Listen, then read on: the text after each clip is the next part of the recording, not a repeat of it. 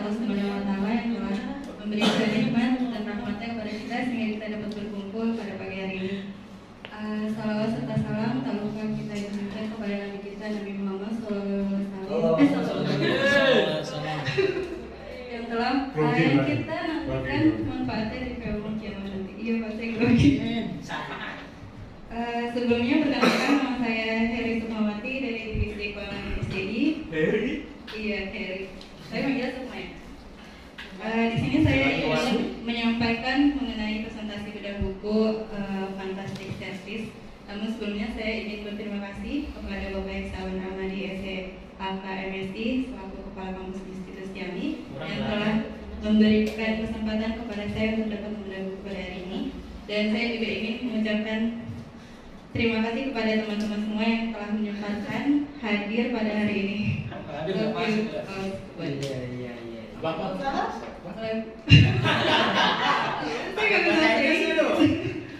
Saya nggak bisa ulang. Nah, di sini saya ingin mempresentasikan mengenai buku Fantastic Service bab 3 yaitu Fantastic Service The Principles ciptaan Bapak Sutari. Tantai Sutari. Ciptaan. Oh, kenapa? Oh, penulis. Penulisnya namanya Bapak Tantai Sutari. Nah, beliau ini adalah seorang praktisi perbankan di Bank Mandiri selama 20 tahun dan beliau sudah banyak menempati berbagai bidang dari customer service sampai dengan kepala cabang. Beliau juga banyak men-trainer dan juga setelah mengikuti trainer mentoring program atau MEMPA. Jadi udah nggak diragukan lagi pelayanan servis beliau dan dibawakan dalam buku Fantastic Service melayani itu menyenangkan.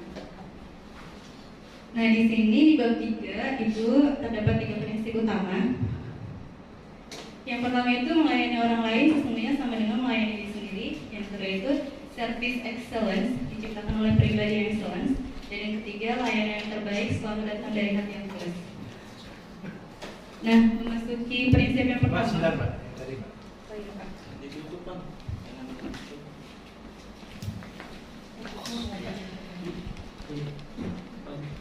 Ya, memasuki prinsip yang pertama yaitu melayani orang lain itu sesungguhnya sama dengan melayani diri sendiri. Nah, kalau dalam buku ini itu diibaratkan seperti sebuah lilin. Ribuan lilin itu dapat dinyalakan hanya dengan satu batang lilin tanpa mengurangi umur satu batang lilin tersebut. Sama seperti kebahagiaan yang kita berikan kepada orang lain itu tidak akan meraih kebahagiaan yang kita miliki. Sama seperti kita melakukan pelayanan terhadap customer, pelanggan, dan mahasiswa kita. Kita senyum kepada orang lain itu tidak akan membuat senyum kita menjadi lebih buruk. Kita bahkan ketika kita selalu tersenyum itu membuat senyum kita menjadi natural meskipun itu dibuat-buat. Dan ketika kita menyapa orang lain itu tidak akan membuat kita semakin tampak ramah dan menyenangkan. Dan ketika kita melakukan pelayanan dengan menyenangkan, itu tidak akan membuat pelanggan, customer atau mahasiswa kita berkurang. Bahkan itu akan sebaliknya. Kalau dalam buku ini itu ada diceritakan sebuah kisah seorang sang petani jagung. Ini Pak Sutari. Ini Pak Sutari. Ini seorang petani. Ini lokasinya di Terong, Mbak. Terong Timur. Kapanewon Banten. Gak tahu ini lokasi di mana saya mengambil contoh itu. Nah di bukunya Fantastic Service ini itu contohnya itu adalah kisah seorang petani jagung diambil dari bukunya James Banner yang berjudul How to Tuck Well. How to Tuck Well. Talk apa yang lebih? How to Talk Well. Talk. Bicara. Iya, bicara dengan baik. Oh ya, nah kisah sang petani jagung ini itu dia mendapatkan Ini atau itu? Ini itu, oh ya. Salah satu aja. Ini atau itu? Nah kisah seorang sang petani ini itu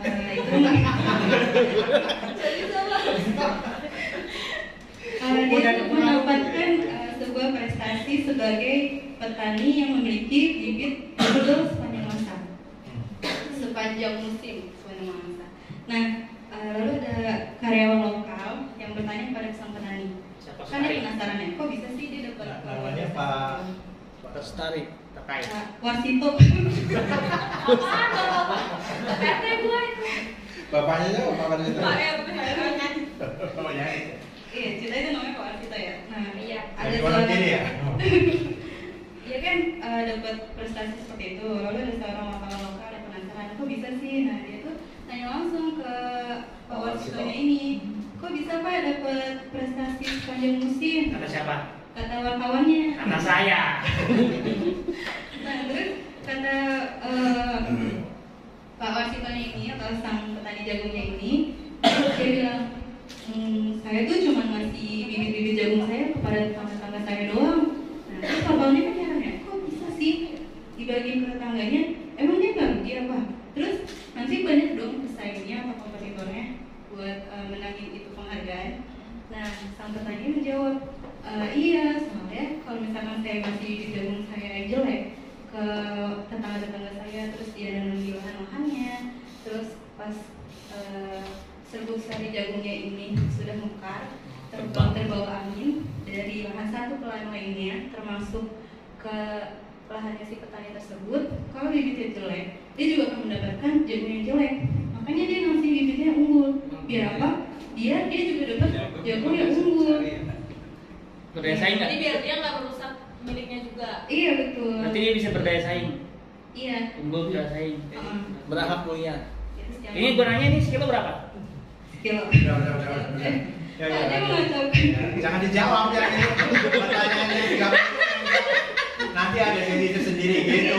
Tahu nih. Tahu Gak boleh ada yang nanya dulu ya. Nah, kita dapat pelajaran dari petani jagung ini. Ketika kita ingin mendapatkan suatu kebaikan, kita harus menempatkan kebaikan kita dulu terhadap orang lain. Seperti itu. Kalau contohnya misalkan di Istiani nih, misalkan di pelayanan akademik, misalkan Kak Adit jadi seorang pelayan nih, terus ada mahasiswa yang mau konsultasi. Saat siapa? Bukan. Nah,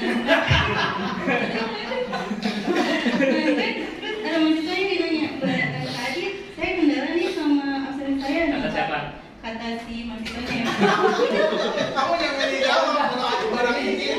Kamu jangan Terus Kak Aditnya ini si pelayanannya dengan cara baik, tersenyum, ramah, terus ada solusinya. Apa yang dirasakan oleh mahasiswa tersebut? Tahu. Pasti dia merasa puas, merasa oh iya saya dihargai di sini. Nah secara tidak langsung Kak Adit ini juga membentuk citranya sebagai orang yang baik, orang yang sopan, orang yang ramah seperti itu. Lanjut, prinsip yang kedua itu service excellent diciptakan oleh pribadi yang excellent. Misalnya apa? Teman-teman pernah nggak naik Singapore Airlines? Enggak. Maskapai Sriwijaya.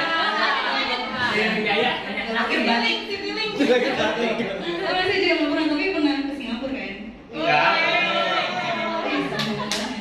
Nah, menurut buku Fantastic Service ini itu menyatakan bahwa maskapai Singapore Airlines ini memiliki standar kualitas pelayanan terbaik di dunia. Menurut ini ya, menurut buku Fantasticnya. Nah, kenapa? Karena pegawai atau SDM yang ada di maskapai Singapore Airlines ini memiliki kualitas pelayanan standar yang sangat tinggi. Seperti itu. Nah, di sana itu ketika mereka merekrut pramugari Singapore Airlines atau di sana tuh seringnya disebutnya itu Singapore Girls. Nah, Singapore Girls. Singapore Girls. Ya pokoknya itu kan. Nah, di sana tuh menerapkan SOP standar yang sangat teliti. Mulai dari cara bicaranya, berpakaiannya, sampai gerak-gerik bahasa tubuh ketika mereka melakukan pelayanan kepada customer-nya. Sampai segitunya. Dan ketika si Singapore Girls-nya ini masuk ke penerbangan Singapore Airlines ini juga mereka dikasih pelatihan service excellence. Jadi di situ. Jadi nggak cuma kita memiliki konsep yang ramah, terus senyum terus baik, itu nggak cukup. Tapi kita juga harus memiliki sebuah skill atau sebuah kemampuan. Ini pilotnya siapa? Nah, semua orang itu memiliki potensi, tapi tidak semua orang itu mau mengaktualisasikan potensi yang mereka miliki. Jadi kita sebagai seorang yang akan melakukan pelayanan itu harus selalu mengembangkan potensi yang kita miliki dengan cara menambah wawasan kita seperti melakukan pelatihan atau membaca buku, salah satunya buku Serving Excellence karangan Bapak Tetes ini. Iya seperti itu. Nah contohnya misalnya kalau di Jambi nih, misalnya saya di bagian keuangan, terus saya nggak punya nih kemampuan yang excellent, kemampuan buat melayani, nggak punya kemampuan di bidang keuangan. Lalu ada mahasiswa menanyakan, Kak tolong dong saya nggak bisa melakukan pembayaran, saya nggak punya kemampuan itu. Nanti saya jawabnya gimana? Oh saya nggak tahu Kak gitu. Nanti akan dirasakan oleh mahasiswa tersebut. Mungkin mereka akan merasa kecewa, merasa tidak puas, bahkan sampai mereka bisa merasa marah. Di situ kemampuan itu sangat penting. Lain halnya kalau misalnya saya memiliki kemampuan service excellent, kemampuan untuk di bidang keuangan. Ketika mereka tanya, Kak saya nggak bisa melakukan pembayaran gimana sih? Oh ya, mohon ditunggu sebentar ya, saya cek terlebih dahulu. Nah, bisa dikasih solusinya. Seperti ini Kak, harus lewat virtual account, melakukan pembayarannya. Kalau misalnya Kak lewat Bank BNI, bisa langsung ke virtual account billing, atau kalau lewat bank lain selain Bank BNI bisa lewat antar bank. Jadi kita menyampaikannya pun enak, tapi kita sudah tahu, sudah mampu dan memiliki kemampuan. Seperti itu. Seperti itu. Lalu prinsip yang ketiga yaitu layanan yang terbaik selalu datang dari hati yang tulus. Teman-teman pernah nggak, misalnya pas dulu di sekolah kan pernah ke tempat buat penelitian gitu? Pernah. Ya benar. Enggak. Abangnya tuh kayak cuek banget gitu. Enggak. Kayak melayani tuh kayak setengah-setengahan gitu. Contohnya kayak gini. Ini siapa nih?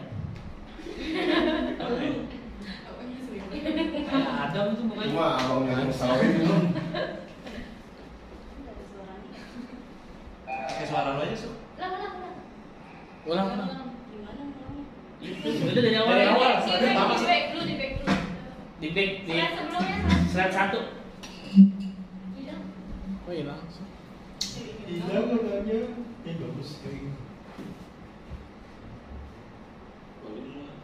Langsung aja, Su. Slide 9 dulu.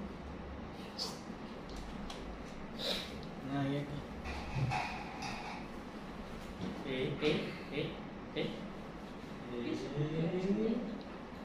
Iya, masuk ke sini karena nggak dimasukin. Kenapa tuh? Bisa dibantu nggak nanti?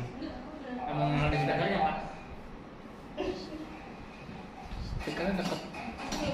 Speakernya deketin ke itu untuk mikrofon. Iya, di mana? Ya. Enggak, suaranya Di sini. di sini aja. Gedein aja sih volumenya. Nah ini langsung mana? Speaker sih fokus.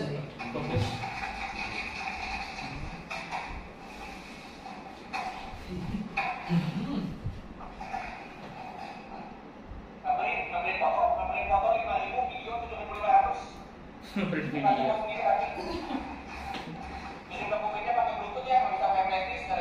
Ya Allah anjir.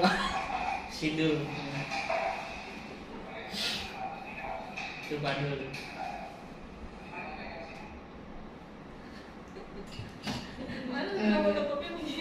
Kira-kira kalau misalnya teman-teman dilayani seperti itu gimana?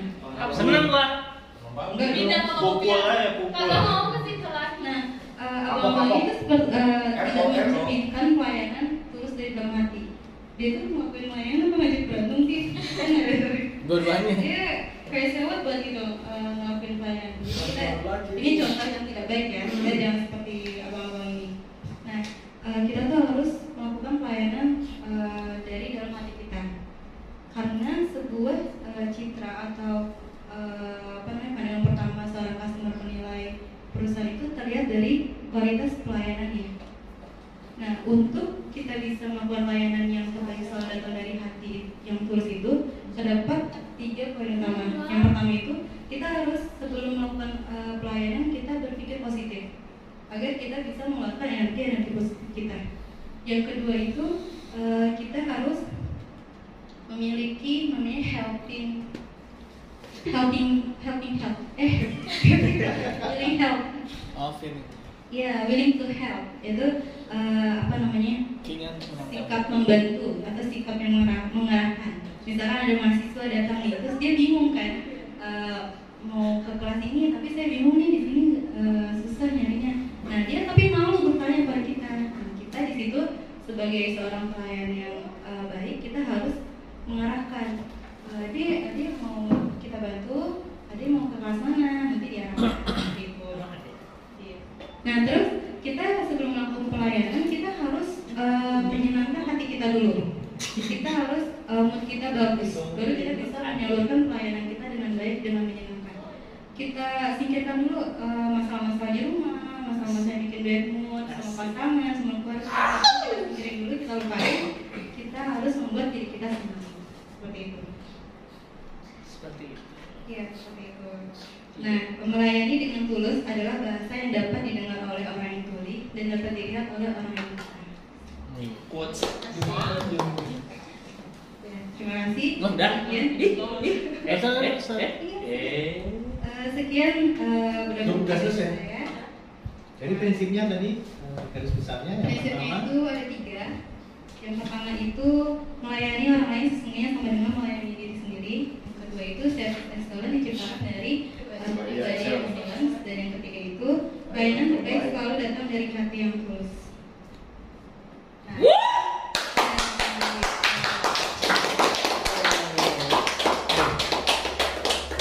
itu ya.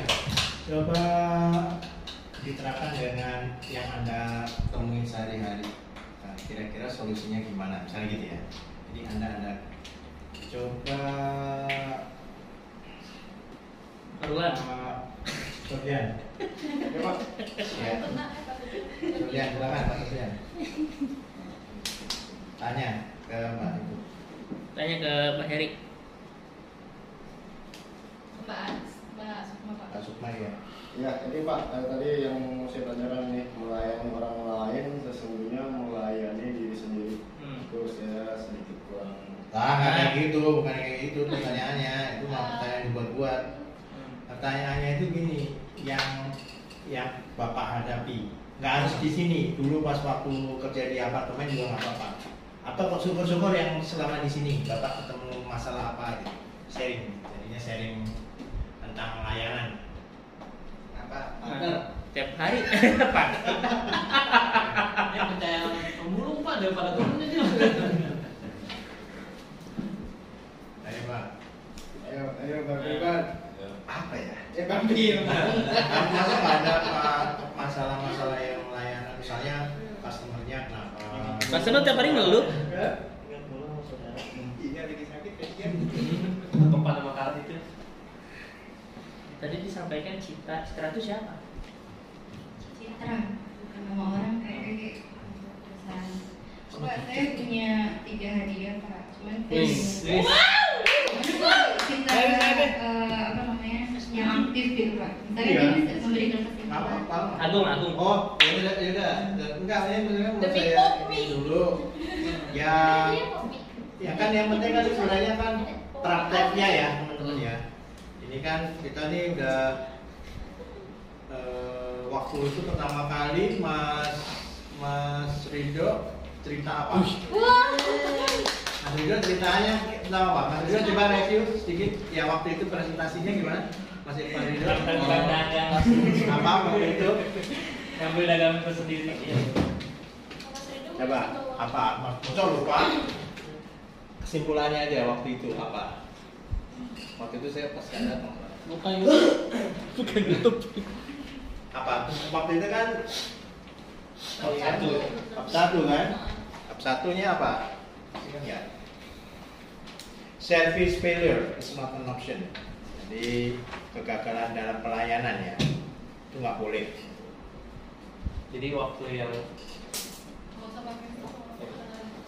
waktu yang di bab pertama itu kesimpulan yang bisa saya ambil menurut saya adalah ketika dalam melayani pelanggan, apapun kondisi kita harus tetap bisa tersenyum gitu. Karena kan pelayanan itu bukan sebuah pilihan gitu. Jadi sebaik mungkin kita harus melayani kepada pelanggan. Oke, gitu ya. Jadi apapun mood kita ya teman-teman, apapun mood kita karena ini kita perusahaan jasa, maka kita tetap harus melayani ya gitu. Kira-kira dikasih hadiah. Nah, fun number 2, type of customer. Masih ingat nggak? Jenis customer itu apa? Apa yang ya, oke. Saya nunjuk atau Jangan tahu. Apa? Sabi Masih nggak? Kemarin di mana?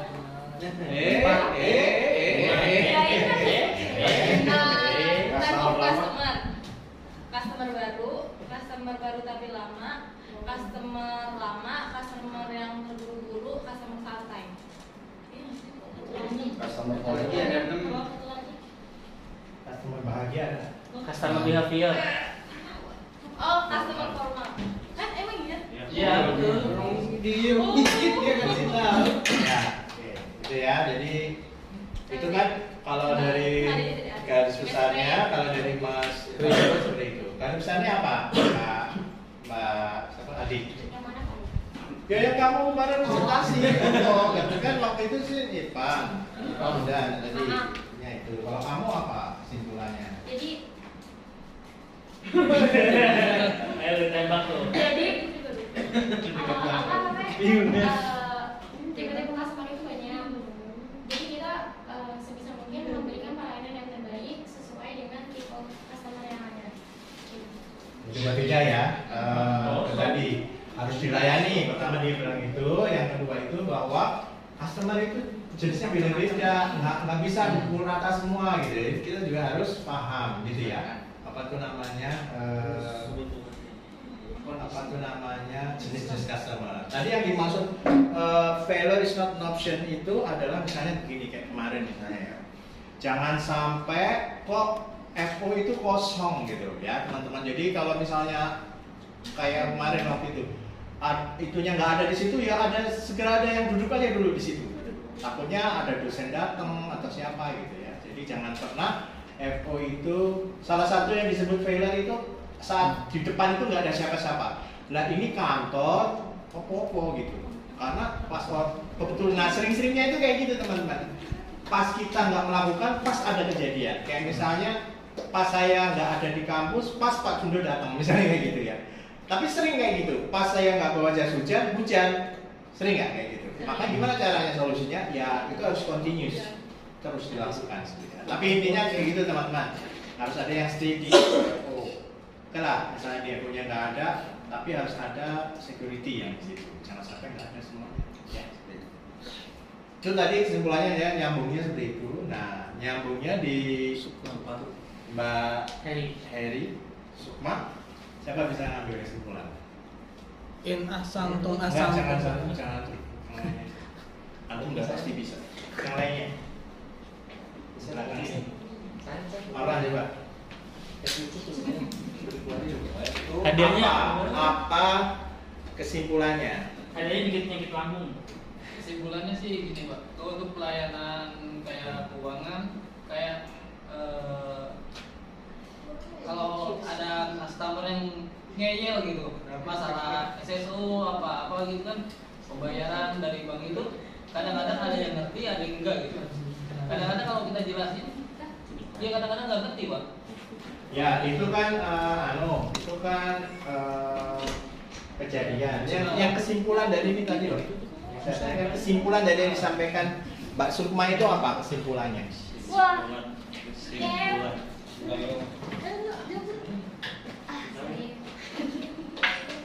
Apa kesimpulannya? Nggak bisa? Oke. Mas Adam bisa nggak? Kesimpulannya apa? Apa? Kesimpulannya? Nah.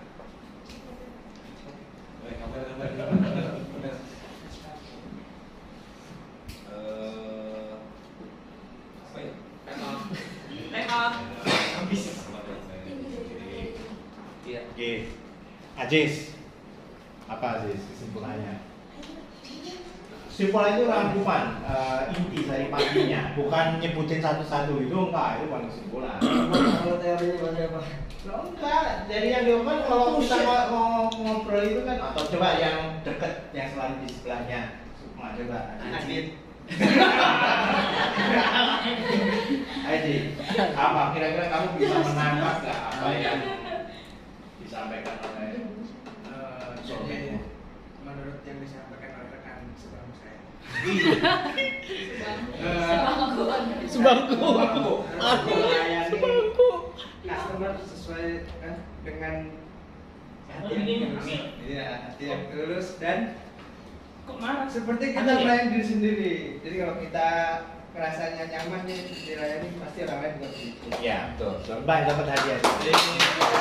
Ya, jadi garis benang merahnya itu gini teman-teman, bahwa sebuah perusahaan jasa itu harus ada pelayanan yang baik gitu ya. Karena kita perusahaan jasa itu ya otomatis hubungannya dengan layanan, gitu ya. Itu tadi diomongin sama Mas depan itu. Kemudian, oke, berarti harus melayani nih, gitu ya. Terus pas kita mau ngelayanin, oh ternyata tipe-tipe customer itu beda-beda, jadi melayaninya juga beda-beda gitu kan ya. Iya. Nah, tadi bab satunya bilang bahwa itu harus, jadi failure is not an option, service failure is not an option, artinya apa? Layanan yang gagal itu bukan pilihan, artinya nggak boleh kejadian, apalagi di perusahaan jasa. Terus, tapi saat kita mau melayani, ya kita harus ngerti dulu jenis-jenis customernya, jangan dipukul rata semua, kayak gitu, nggak bisa juga. Itu kata siapa? Adi. Terus, cek ketiga bilang bahwa semuanya itu harus dilakuin dari dalam hati. Kalau enggak, kalau lu terpaksa, lu ini ya, lu nggak bakalan tulus, nggak bakalan kelihatan ininya, gitu ya. Nyambungnya itu kayak gitu, bahwa kamu melayani itu sebenarnya juga part of untuk dirimu sendiri kok. Ini balik lagi ke melayani itu kan khidmat ya, kalau dalam tablik itu khidmat. Khidmat itu sebenarnya itu apa ya? Yang paling bagus gitu, melayani, karena itu kita itu Rasulullah itu kan melayani umat ya sebenarnya. Jadi itu kayak balik lagi, kayak kita melempar ke tembok itu nanti balik lagi ke kita, ya seperti itu. Nah, itu masih ada dua, silakan. Siapa yang lainnya? Skip ini mas, skip. Saya bilang Skip. Berapa nomor buku saya? Ada yang bisa kasih contoh nggak di Xiaomi? Kan tadi kita udah dengar kan contohnya itu. Nah, ada nggak contoh lainnya dengan 3 prinsip ini? Kecuali pasti. Iya. Ya sih. Kemarin saya mau jajan. Di poin 1, melayani orang lain sesungguhnya sama dengan melayani diri sendiri.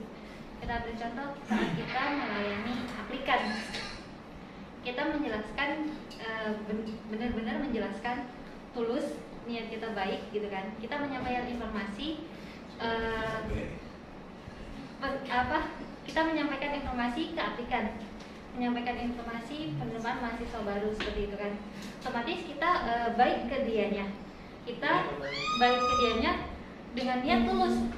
Saat niat kita tulus, insya Allah dia mempunyai niat tulus juga dan dia bisa masuk ke kita. Karena dia merasa puas dengan pelayanan kita. Oh ya, pelayanannya bagus. Kayaknya kalau umpamanya saya masuk kuliah di sini, kedepannya saya merasa nyaman di sini karena pelayanan yang saya dapatkan itu sangat memuaskan. Terus untuk contoh 2, Di kopi. Satu aja. Tidak. Satu aja nggak apa-apa. satu aja.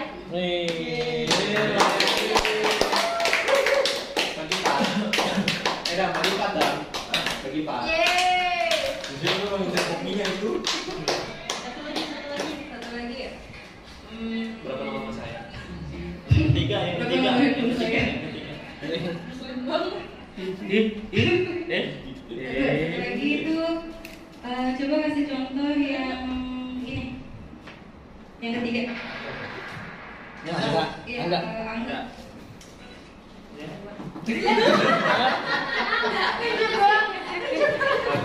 Layanan yang terbaik selalu datang dari hati yang tulus ya. Jadi contohnya jika Udah mengharap Popmi. kita sebagai umum Terus jika sebutin dulu 3 poinnya biar bisa melayani dengan hati yang tulus. Wah parah. Tadi nggak gitu perasaan. tadi nggak gitu dah. Tadi cuma contoh di Xiaomi tadi. Sebelum ketiga lewatin sampai Tapi ke bantu dua. ya. Kan dari 3 poin itu kan bisa membantu kamu buat jawab. Asik kamu. Kamu. Iya, lanjut. Ya gegam. Ya gegam. Saya pakai goreng ya. Jadi layanan yang terbaik Ih, goreng ya? datang dari hati yang tulus. Contohnya kalau di Xiaomi kalau kita sebagai umum jika ada tamu atau ada tamu atau ada pimpinan, kita selalu menawarkan contohnya minum dan makan dan lain-lain, itu harus dengan hati yang tulus. Karena jika kita melakukan pelayanan dengan hati yang tidak tulus atau terpaksa, itu pelayanannya akan tidak efektif, tidak maksimal gitu. Kan kelihatan kok dari raut wajahnya. Jadi sebisa mungkin kita harus melayani semua tamu dan pimpinan itu dengan hati yang tulus, senang dan kopi. Nanti kopinya nggak usah tulus ya, yang penting tulus. Contoh dari hati tulusnya itu seperti apa? Nah, dibakar lagi tuh. Kan tadi kan melayani apa? senyum, ramah, terus asas ikhlas dan Pak Juna itu cepat.